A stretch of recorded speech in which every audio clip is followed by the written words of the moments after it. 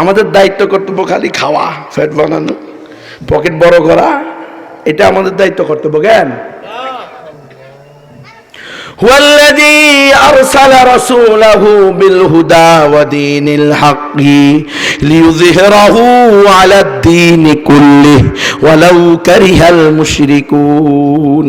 আল্লাহ তাআলা রাসূল আরবীর মাধ্যমে তার দেওয়া দ্বীনে হক এবং তার দেওয়া হেদায়েত গ্রন্থ দিয়ে কেন পাঠিয়েছেন?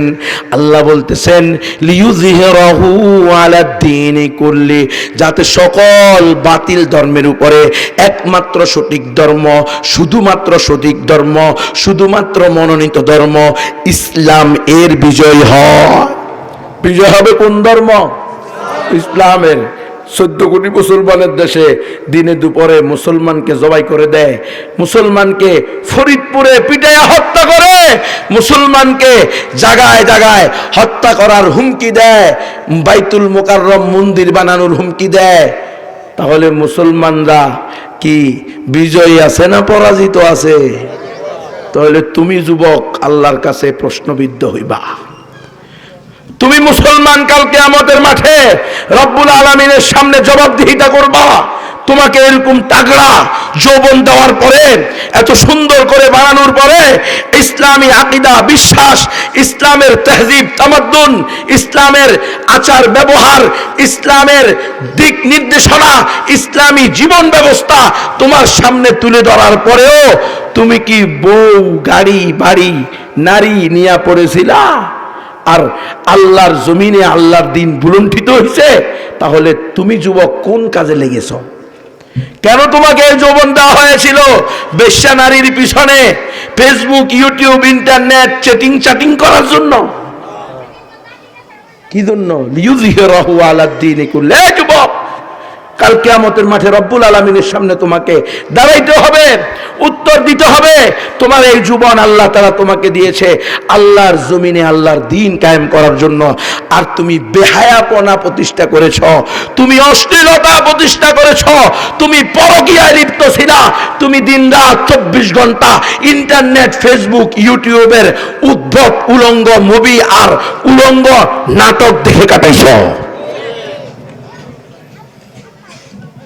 আর আমরা যারা নিজেদেরকে মুরব্বী মনে করি, আমরা আরো বড় ধরা, কারণ আমাদের অধীনস্থরা আমাদের বিরুদ্ধে আল্লাহর কাছে অভিযোগ করবে, রব্বানা ইন্না আতানা সাদাতানা ওয়া কুবারানা। আয় আল্লাহ, আমরা তো দুনিয়াতে আমাদের বড়দেরকে অনুসরণ করছি।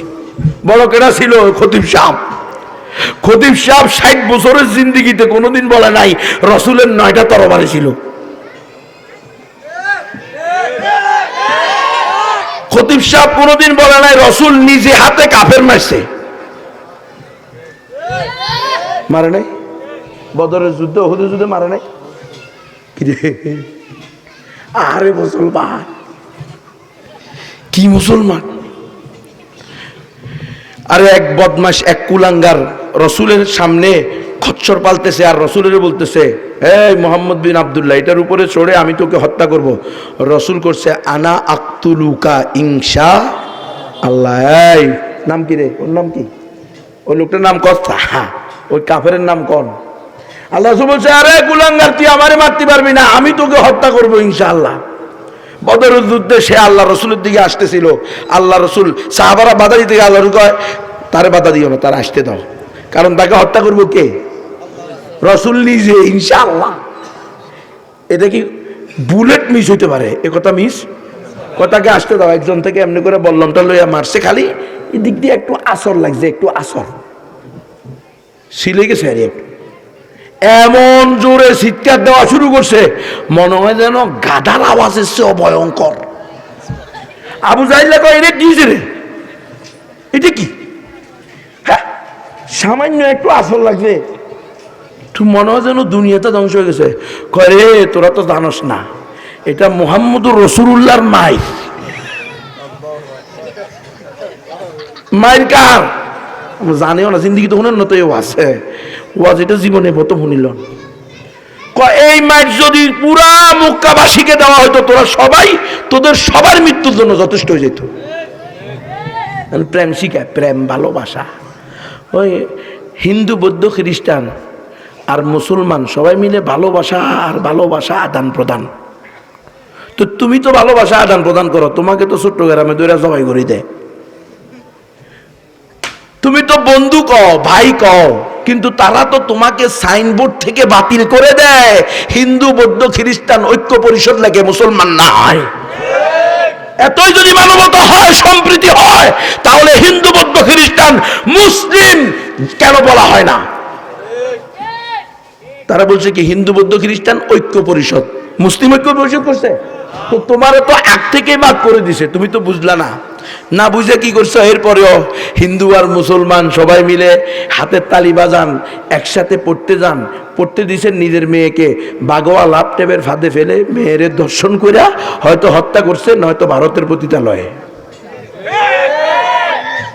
বাগোয়া ল্যাপটপ এটা হলো ইসকনের উগ্র হিন্দুত্ববাদী সংগঠনের একটা মুসলিম নিধন প্রক্রিয়া। মুসলমানদেরকে ধ্বংস করার জন্য, অখণ্ড ভারত বানানোর জন্য, মুসলিম মুক্ত ভারত বানানোর জন্য মুসলমান মেয়েদের পিছনে তাদের লম্পট ছেলেদেরকে লাগিয়ে দিয়েছে। তারা প্রেমের ভাগ করে মুসলমান মেয়েকে ধর্ষণ করবে, গণধর্ষণ করবে, এরপরে শর্ত দিয়ে মুশরিকা বানিয়ে হিন্দু বানিয়ে বিয়ে করবে। যদি এর কোনোটা করতে না পারে তো ভারতের পতিতালয়ে পাচার করবে। তুমি কও বন্ধু ভাই সম্প্রীতি চাই, ওরা কিসের সম্প্রীতি? তোকে ধ্বংস করে দিব, বিনাশ নষ্ট, তোমাদের বংশ হবে কি ধ্বংস। এটা নিয়ে তারা নামছে। আর তুমি কও না আমি সম্প্রীতিতে বিশ্বাসী। অবশ্যই আমরা সম্প্রীতিতে বিশ্বাসী, কিন্তু কোন ইসকনের সন্তানের সাথে সম্প্রীতি চলবে না। তুমি মুসলমান হত্যা করবা, মুসলিম নারীকে বাগোয়া ল্যাপটপের ফাঁদে ফেলে, গেরুয়া প্রেমের ফাঁদে ফেলে দর্শন করবা, আমার মুসলিম বোনকে পতিতালয়ে পাচার করবা, তোমার সাথে সম্প্রীতি করতে হবে।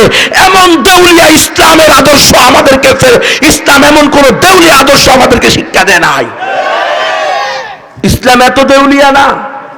তুমি মন চাইলো মুসলমান জবাই করে দিলা, মন চাইলো মুসলমানের মেয়েকে দর্শন করে দিলা, মন চাইলো মুসলমানের মসজিদ ভেঙ্গে মন্দির বানায় দিলা।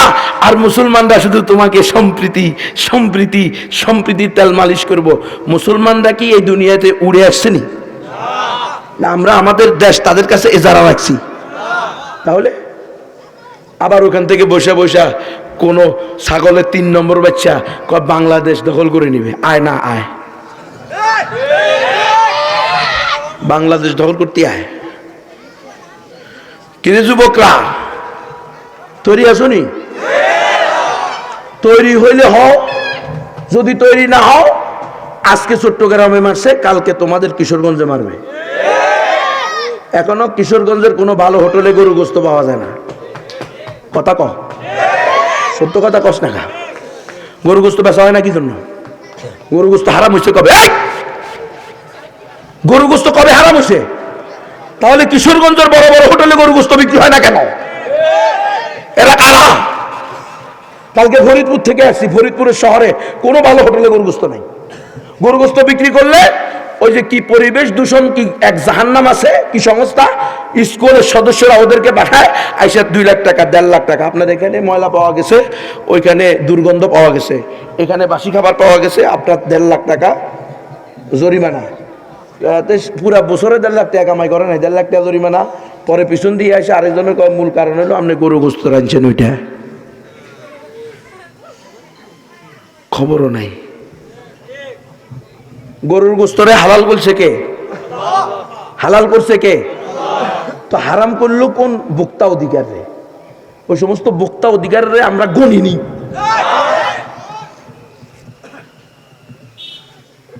আপনারা তো জানেন না, আপনাদের শহরে গরু গোস্ত বিক্রি নিষিদ্ধ অঘোষিত ভাবে।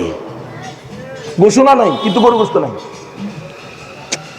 কেন গরু গোস্ত থাকবে না? 90% মুসলমানের দেশে গরু গোস্ত থাকবে না কেন? তোর ভালো না লাগলে তুই হোটেলে ভাত খাইস না। কিরে, তোর কাছে না গরু মা, আমার কাছে তো গরু মা না, গরু হালাল, সবচেয়ে প্রিয় মজাদার সুস্বাদু খাবার। রব্বুল আলামিন যেটাকে হালাল করছে তুমি ওটারে হারাম করো, তুমি মুসলমানই না বেটা। আল্লাহর হালালকে হারাম করলে মুসলমান থাকবে? আল্লাহর হারামকে হালাল করলে মুসলমান থাকবে?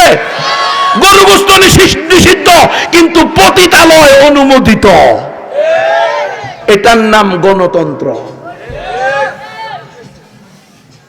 মানলে মানো, না মানলে ইমান শেষ। কখনো দিল্লি, কখনো ওয়াশিংটন, এরই নাম সেকুলারিজম। ও মুসলমান, কেন এই কথাগুলো বলতেছি? রব্বানা ইন্না আতানা সাদাতানা ওয়া কুবারানা, কাল কিয়ামতের মাঠে আপনারা কিশোরগঞ্জবাসীও আমার বিরুদ্ধে অভিযোগ করবেন রব্বুল আলামিন এই গুণবীরে প্রধান বক্তা বানায়া নিয়ে আসছি, প্রধান আলোচক বানায়া নিয়ে আসছি, কিন্তু সে ওয়াজ করার সময় নিজের পেটে চিন্তা করছে, পকেটে চিন্তা করছে, গলায় রশি লাগবো না ফাঁসি লাগবো এই ধান্দা করছে, হক কথা কয় নাই। এই জন্য বলতেছি উপরের চাপে, বলতেছি উপরের চাপে। আমাদেরকে গুমে রেখে লটকায়া কারেন্টের শর্ট দিয়ে আমাকে পিটায় আর কয় গুনবি তোমারে তো আমরা মারতে চাই না, কিন্তু উপরের হুকুম, উপরের চাপে পিটাইতে হয়েছে। আমি বলছি আমিও যে ওয়াজগুলো করছি এগুলো উপরের চাপে করছি। তোরা তো শেখ হাসিনার চাপে করস, ভারতের চাপে করস, আমেরিকার চাপে করস, খালেদা জিয়ার চাপে করস, আমরা রব্বুল আলামিনের চাপে করি। কোরআন হাদিস, কোরআন সুন্নাহ অনুযায়ী কথা বলা, এটা আমাদের উপরে কে দিছে দায়িত্ব? আল্লাহ দিছে, নইলে তো ধরা খেয়ে যাবো। আর শয়তানুল আখরাস, গঙ্গা শয়তান বলে জাহান্নামে নিক্ষেপ করা হবে। তুমি সারা জিন্দেগি জিহাদ করিও না, কোনো সমস্যা নাই। সারা জিন্দেগি জিহাদে যাইও না, তাতেও কোনো সমস্যা নাই, কিন্তু জিহাদকে সন্ত্রাস বললে তুমি জাহান্নামী। কথা বলো। তুমি সারা জিন্দেগি দ্বিতীয় বিবাহ করিও না, কোনো সমস্যা নাই। তৃতীয় বিবাহ করিও না, কোনো সমস্যা নাই। চতুর্থ বিবাহ করিও না, কোনো সমস্যা নাই, কিন্তু কেউ তিনটা বিবাহ করলে তাকে লুচ্চা বলে গালি দিলে তোমার ঈমান নাই। কে তুই দ্বিতীয় বিয়ে করনেওয়ালারে লুচ্চা কস, আর জাহাঙ্গীরনগর বিশ্ববিদ্যালয়ে 100টা দর্শনের সেঞ্চুরি করনেওয়ালার মিষ্টি খাস, তুই কেমনে মুসলমান হস? একাধিক বিয়ে ইসলামে হালাল না হারাম?